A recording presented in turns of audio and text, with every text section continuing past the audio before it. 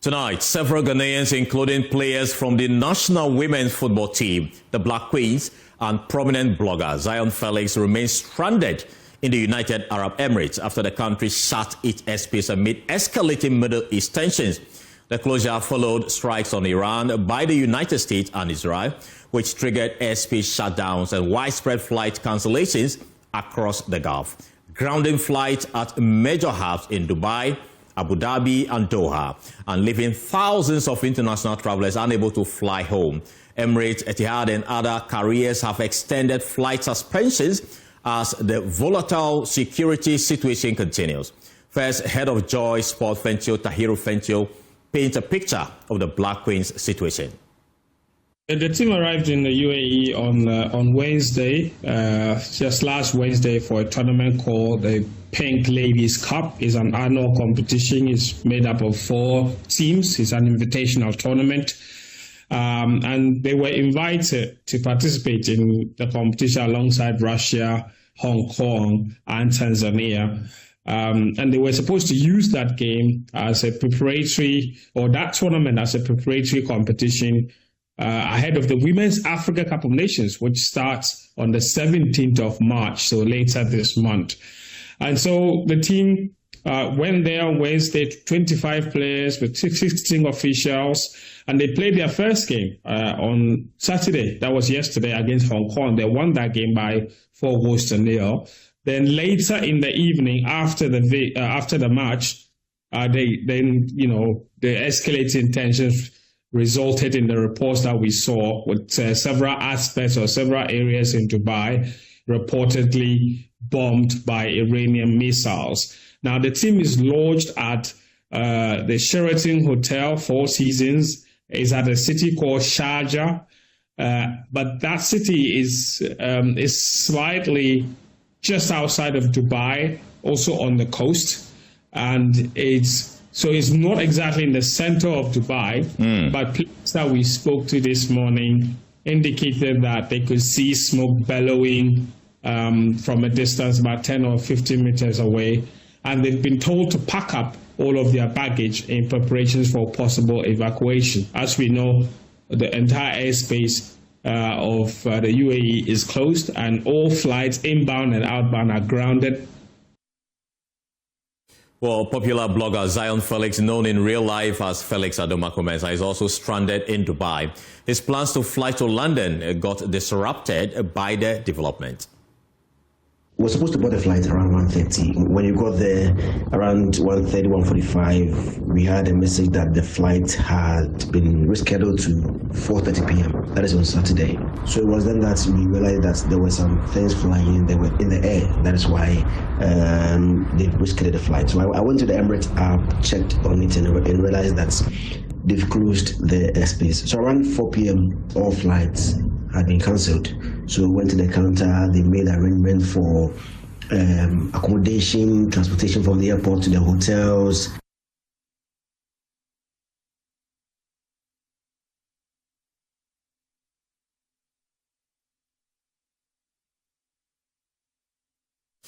Meanwhile, sleep has eluded many Ghanaians living in the UAE with continuous sounds of missiles fired from different directions.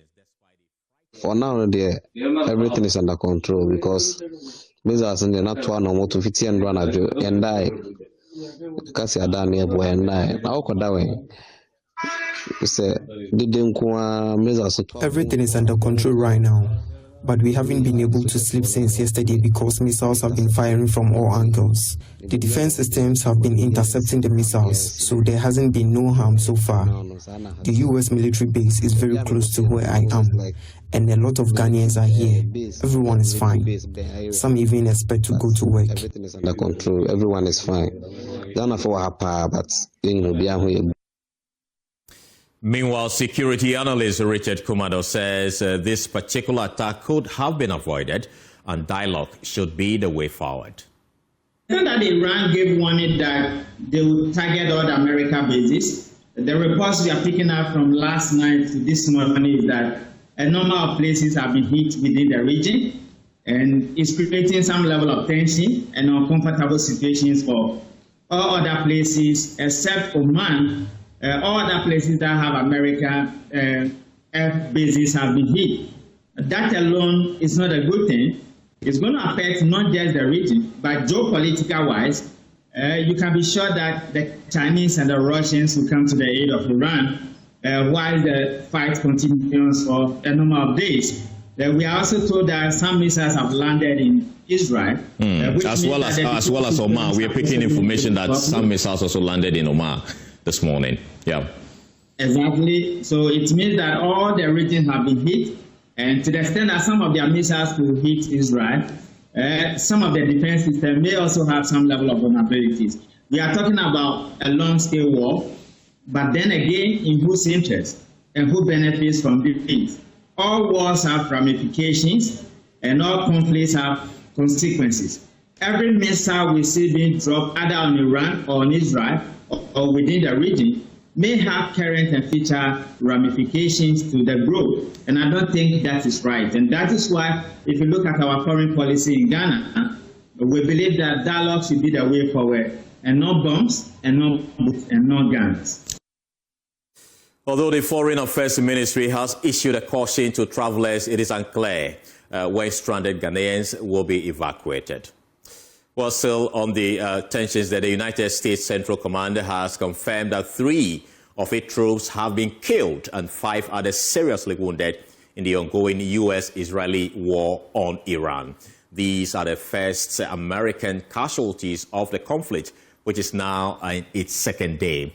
According to a statement issued by the command, several other personnel sustaining injuries and are in the process of returning to duty or to get back home. The statement added that the identities of the fallen service members are being withheld out of respect for their families as authorities work to notify their next of kin within 24 hours. Meanwhile, the President of the United States, Donald Trump, announced on his social media page that the U.S. has destroyed and sunk 9 Iranian naval vessels, some of them described as relatively large and strategically important. He added that U.S. forces will pursue the remaining targets.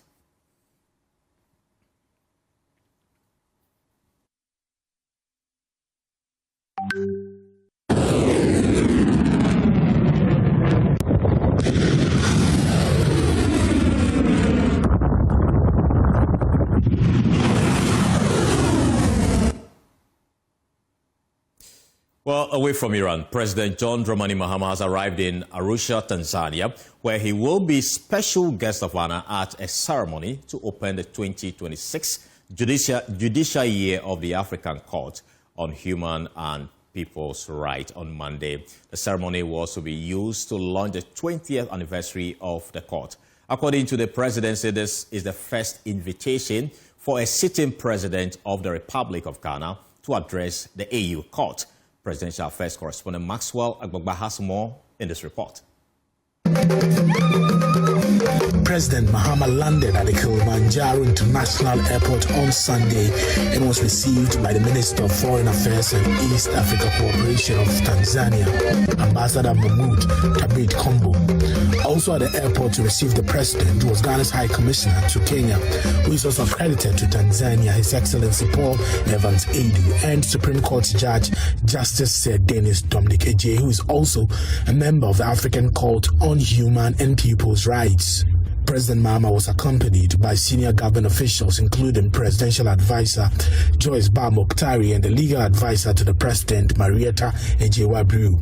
According to the official program lineup, President Mahama will first hold a meeting with the President of the African Court before joining the formal proceedings. His keynote address is scheduled for 1:15 p.m. The ceremony, themed 20 years of service in protecting human and people's rights in Africa, will also officially launch the commemoration of the court's 20th anniversary. It will bring together a host of dignitaries from across the continent in a hybrid format, allowing for both in-person attendance and virtual participation via Zoom.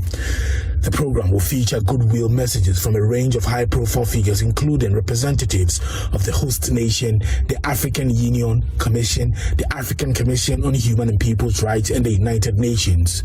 A key highlight of the day will be the official launch of the court's new website and the declaration of the opening of the judicial year.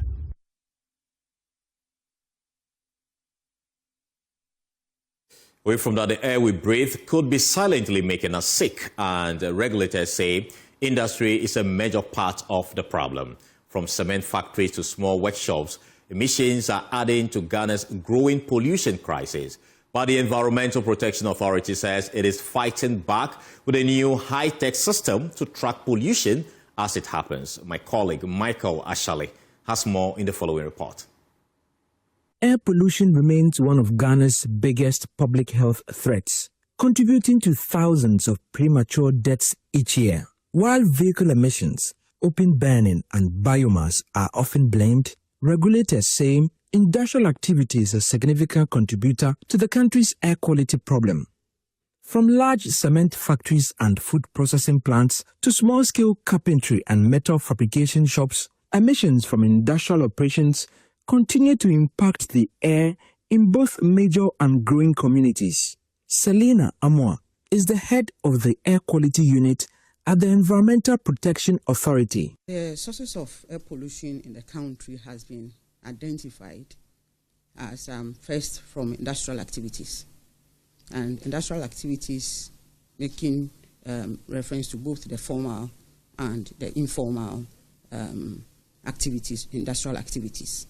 So the formal ones that we know, that the big companies, the manufacturing companies, the food processing companies, the cement, those, and then the small artisanal undertakings too that springs up around the built-up area. They all impact on the pollution. For the industrial undertakings, for some of them, the industrial activity itself results in emissions. Like if you take the cement industry, for instance, because it is gravels, that is, they are grinding. The grinding or the gravels itself generates emissions. Similarly, the wood processing industries, when they bring the timber and they have to cut into logs, and the sawmilling and all that results in the emission of some particulates. Previous attempts to monitor the pollution had limitations. To tackle the problem, the Environmental Protection Authority has introduced a new real-time monitoring system designed to track industrial emissions as they happen instead of relying on delayed reports. And the results that we get from industry is mostly passive. I mean that by the time they bring the results to us, the pollution episode would have passed. So as one of the measures to help address industrial pollution, we have introduced what we call the Ghana Online Continuous Emission Monitoring System. So this is a real-time monitoring from industrial operations, and that gives the pollution levels as and when the activity is going on. And that, we think, will help both the industry and the authority to better manage emissions or pollution that is coming from the industry, because you see it as and when it happens. So when you look at the results and then you see the spikes, you can quickly check what is causing the pollution level, and then the right mitigation measures is put in place to address those pollution spikes. The EPA believes the system will strengthen compliance, improve accountability, and help reduce harmful emissions from industry. This story was a collaboration with New Narrators. Funding was provided by the Clean Air Fund, which had no say in the story's content. For JoyNews, Michael Ashale. You're still watching JoyNews Prime with me, Carlos Caloni. We'll return with more. Stay with us. Welcome back, and thank you so much for staying with us here on JoyNews Prime. Now to some more stories. The Minister for Energy and Green Transition, John Abdullah, has disclosed that Ghana is making strides in shifting from rain-fed agriculture to irrigation. Now, speaking at the 5th IRAD International Conference in Yankpala in the northern region, Mr. Janapor emphasized the need for collaboration between academia and government to achieve food security goals. He also pledged to partner with the University for Development Studies on a pilot project. The 5th Riyadh International Conference is on the theme Water Resources, Climate Change Resilience and Sustainable System, with sub-themes focusing on water management among others. The event brings together stakeholders from Africa and beyond to share research, ideas and innovations on climate resilience and sustainable development. Speaking at the event, the Minister for Energy and Green Transition, John Abdullahi Janapo, announced that he will partner with the UDS to start a pilot scheme in his constituency. We can move from rain-fed agriculture to irrigation, where we control the water alone. We'll make a lot of changes. Recently, if you remember, there was this incident in Burkina where our women went to buy tomatoes. And at cabinet, the president said, look, let's take agriculture seriously. I see the statistics, and it shows that we are making significant progress. But if we can work together, and sometimes you do it even at your own local community. As part of my mandate, I have green transition. So I sat down and I said, what can I do to also support agriculture? And I realized something. We have these huge pumps. Those pumps uses irrigation, solar. Others do solar with battery-backed solar, and it becomes very expensive. People farm in daytime or in the afternoons or daytime. So we've rolled out a program where we are installing huge solar water pumps on the Black Volta. And that is where I have to collaborate with you and your institution to see how we can work together. I can secure the funding. We are installing the solar pumps. We are installing the solar panel. Daytime, when the sun shines, pump the water and use it. Nighttime, let's go. But I'm looking at the technology.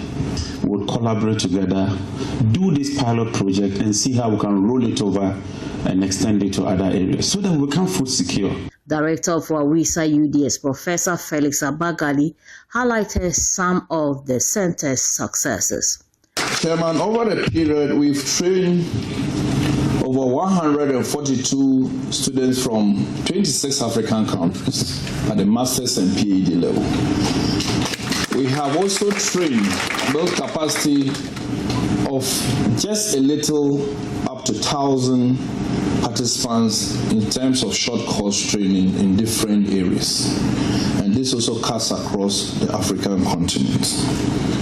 Our presence doesn't only therefore stay within the Nyankola campus or the University for Development Studies or the country, but we have presence in 26 African countries, aside our partners from Europe, Asia, and the rest.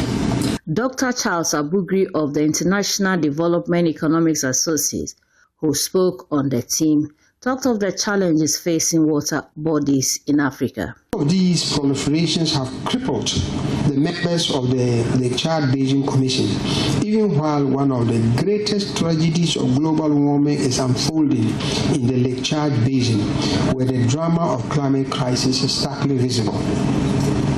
Lake Chad is dying. Landsat images from all sorts of places have shown that Lake Chad has shrunk within a 30-year period from a 25,000 square kilometer area to less than 2,000 square kilometers today.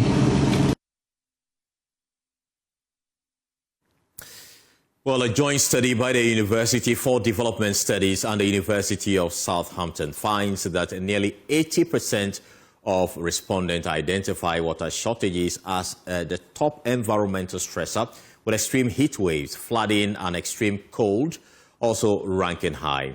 The survey capturing community perceptions show 79% cited water scarcity, 70.7% extreme heat, 61.6% flooding and 58.2% extreme cold. These findings underscore the urgent need for climate action and mitigation strategies in northern Ghana.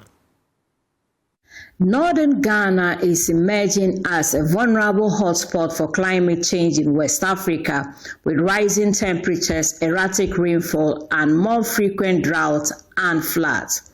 A new study in 4 districts by the 2 universities revealed communities are aware of the growing trend, citing impacts on water scarcity, health, and nutrition. Co-principal investigator and lecturer at the University for Development Studies, Professor Victor Mogre, said the residents are concerned about climate change. They believe that climate change is there, it is a reality, and that it also affects their health. We had over 70% of them actually saying that climate change has an impact on their health, especially in relation to malnutrition, in relation to infectious diseases. They also identified some of the causes of climate change, or what they perceive to be the causes of climate change. They talk about the fact that tree cutting, deforestation, bush burning as some of the factors. But another thing that also came up, which came up so strongly, was that we had over 65% of them saying that climate change is an act of God. It is God punishing us for the sins that we have actually committed. He said the findings inform strategies to reduce the impact on vulnerable communities. This is interesting in the sense that it gives us an idea as to where we can actually use, or the channel in which we can use to improve knowledge, attitudes, and practices of around climate change and health. That if we use faith-based leaders, if we use the pastors, if we use the imams, if we use the traditional leaders, these are some of the ways that we can use to improve knowledge and attitude and practices around climate change. A dietitian lecturer at the University for Development Studies, Patience Kanjirigi, said pregnant women are heavily impacted by the climate change. They clearly identified pregnant women being vulnerable, lactating women, children, and then the poor. So there are also other studies we are looking at, trying to establish the pathways through which climate change affects or impacts on the health of women. Well, that's all we have time for here on JoyNews Prime. You can log on to myjoyonline.com for more stories. My name is Carlos Caloni. The Probe is up next.